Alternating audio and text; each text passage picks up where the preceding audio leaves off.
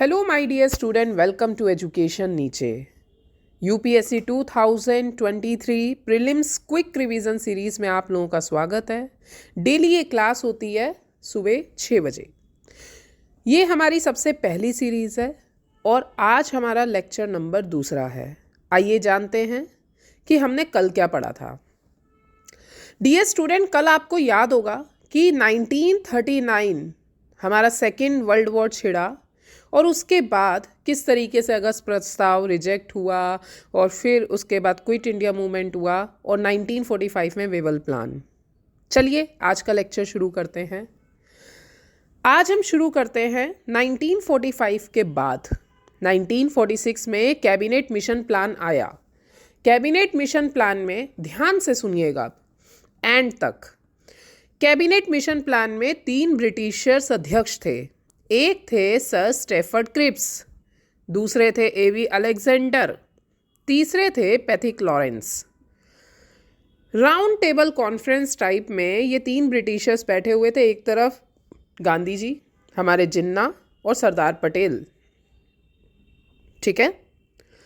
अब यहाँ पर ये कहा गया कि गांधी जी नहीं थे।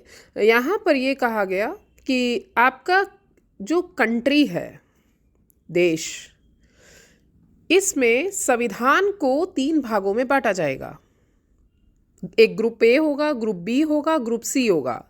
ग्रुप ए हिंदू मेजोरिटी वाला, group B Muslim majority, group C रजवाड़ों का।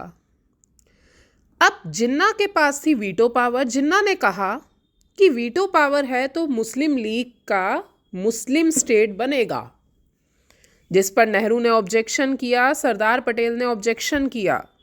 परंतु आपको पता है वीटो पावर में तो जिसके पास वीटो पावर है उसी की ही चलती है।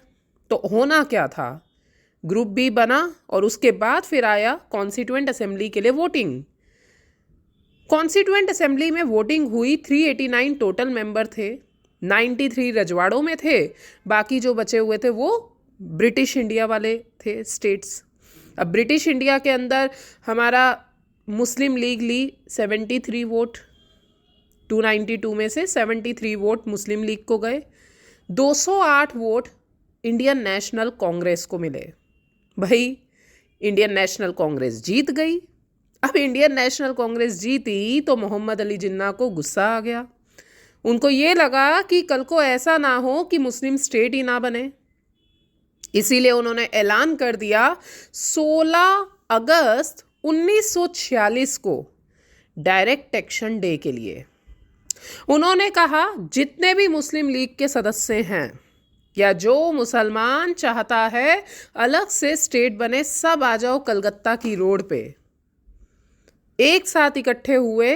उन्होंने कहा मैं गांधी जी के नियमों को नहीं मानता हूं, मेरा नियम है कि भाई हिंसा करो परंतु मुस्लिम स्टेट बन के रहेगा।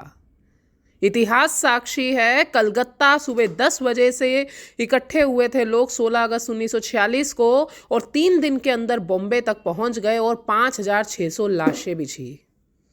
ये 5,600 लाशें एज पर गवर्नमेंट डेटा है, इससे भी ज़्यादा। और उसके बाद जिन्ना कहते हैं नेहरू जी को पत्र लिखकर, अगर आपको पहले डायरेक्ट एक्शन डे से समझ में आ गया तो अच्छी बात है, नहीं आया तो be ready for the second direct action day. और दूसरा direct action day Bombay Calcutta तक नहीं रहेगा, दूसरा डायरेक्ट एक्शन डे पूरे भारत में फैलेगा। फिर आप पाकिस्तान को रोक सके बनने से तो रोक लीजिए। बच्चों आपको क्या लगता है, पाकिस्तान क्या भारत ने ऐसे ही बना दिया? पाकिस्तान खींच के बना गया है। हमने आज़ादी ऐसे ही हमें अंग्रेज़ों से मिल गई, आज़ादी खींच के ली गई है। सेम उसी तरीके से फिर गांधी जी से वार्ता हुई तो अंततः गांधी जी तो चाहते ही नहीं थे दूसरा राष्ट्र बने, परंतु फिर सबके कंसेंसस से यही हुआ कि नहीं, दूसरा राष्ट्र बनाया जाएगा। तो आगे चलकर भारत को आज़ाद करना है।